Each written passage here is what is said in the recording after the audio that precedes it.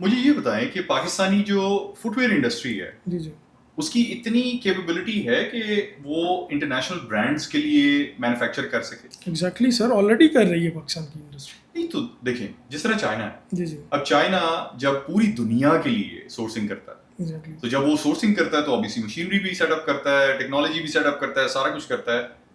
And then उसके बाद अगर वो अपनी प्रोडक्ट बनाना चाहें तो उनके पास टेक्नोलॉजी भी है, मटेरियल्स भी हैं, रेसिपीज भी हैं, सारा कुछ है। ये पाकिस्तान के अंदर क्यों नहीं हो रहा? सर मैंने आपको बताया कि पाकिस्तान की जो इंडस्ट्री है ना, लेदर इंडस्ट्री ने ग्रो किया है क्योंकि उनके साथ इंटरनेशनल क्लाइंट अटैच हो गए। लेकिन लेदर आप पूरी दुनिया में कम नहीं होता जा रहा? कम होता जा रहा है, फैशन ट्रेंड चेंज होता जा रहा या है दुनिया या का।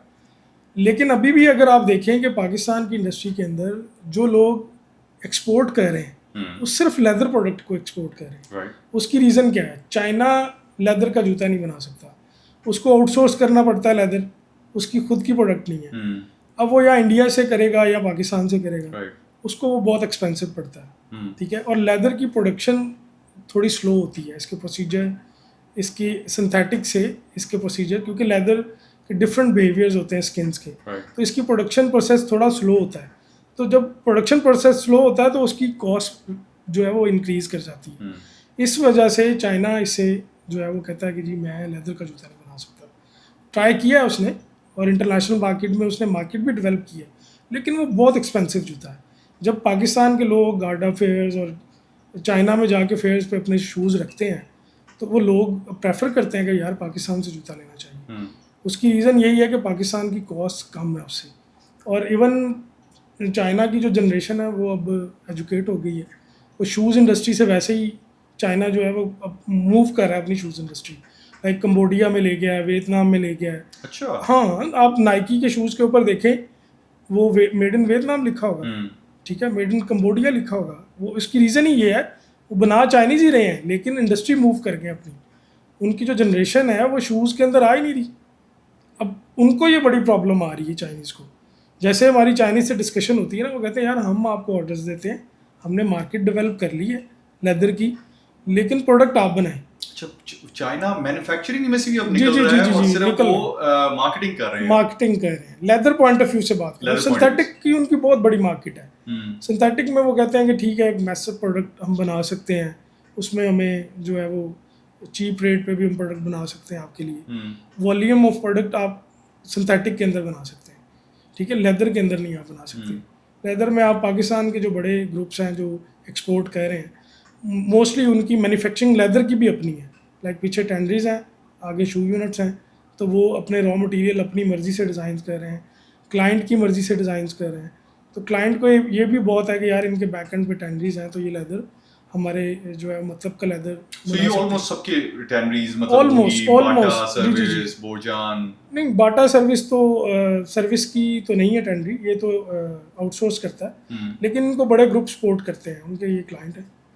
जैसे आप शफ़ी लाइफस्टाइल है, उसकी अपनी टेंडरी है।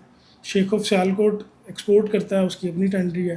प्राइम नालाइन है, शूज़ कंपनी है, उसके बैक एंड पे प्राइम लेदर है, ठीक है, इनकी अपनी टेंडरीज हैं। KTM इवन पाकिस्तान की लार्जेस्ट टेंडरी है जो कि मेरे ख्याल से 14 lakh square foot monthly export करता है, उसका अपना शूज़ का यूनिट है, और वो लोकल ब्रांड्स को सिर्फ दे रहा है लेदर शूज़ और एक्सपोर्ट कर रहा है।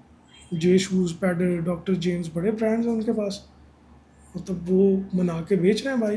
सो जो कंपनीज इंटरनेशनली ब्रांड्स के लिए मैन्युफैक्चरिंग करके एक्सपोर्ट करती है, जी जी, they are not allowed to sell locally. Exactly, they not. और ये बिल्कुल भी मार्केट के अंदर नहीं आता? नहीं, बिल्कुल भी नहीं आता। इवन आप उनके जो बी पेयर्स भी होते हैं और लेफ्ट ओवर जो होता है वो भी वो अलाउ नहीं करते कि हमारा आप लेफ्ट ओवर किसी और को बेचें। अच्छा। वो उस या तो उसको कट ऑफ कर देते हैं और या उसको कॉस्ट में रिड्यूस करके वो खुद बाय कर लेते हैं। आपकी नज़र में जो आपका एक्सपीरियंस है जी, उसमें कौन कौन से इंटरनेशनल रिकग्नाइज्ड ब्रांड जो हैं जो पाकिस्तान में मैन्युफैक्चर हो रहे हैं? देखिए उसमें कैटरपिलर्स है, पाकिस्तान से मैन्युफैक्चरिंग हो रहा है। ओके। टिम्बरलैंड पाकिस्तान से मैन्युफैक्चरिंग हो रहा है, और रेड स्किन पाकिस्तान से मैन्युफैक्चरिंग हो रहा है, और भी बहुत फेमस ब्रांड है। पैडर्स यूके का एक ब्रांड है, पाकिस्तान से मैन्युफैक्चरिंग हो रही है उसकी। और ये ऑन ऑफ चलता रहता है सर, ठीक है। कैप्रेस एक ब्रांड है, वो भी सर्विस का बहुत बड़ा रोल है उसके अंदर, उसको वो लेके चल रहा है। इवन अभी स्टाइलो ने बहुत बड़ा यूनिट पाकिस्तान के अंदर लगाया और वो भी एक्सपोर्ट के अंदर जा रहे हैं। वो लोकल अपने ब्रांड्स को भी डील कर रहे हैं और एक्सपोर्ट विजन भी है उनका कि हम एक्सपोर्ट करेंगे। और मे भी उनके पास कस्टमर्स भी हों, वो कर भी रहे हों, मुझे मेरे नॉलेज में नहीं है, लेकिन उन्होंने स्टार्ट कर दिया हुआ है। तो इतना बड़ा सेटअप लगाया कि वो एक्सपोर्ट में जा रहे हैं, खुद लोकल अपने ब्रांड्स को भी सपोर्ट कर रहे हैं। तो ये पाकिस्तान में लेदर के अंदर तो बहुत आप एक्सपोर्ट पॉइंट ऑफ व्यू से बहुत अच्छा जूता बन रहा है और वो लोकल मार्केट में सेल आउट नहीं होता।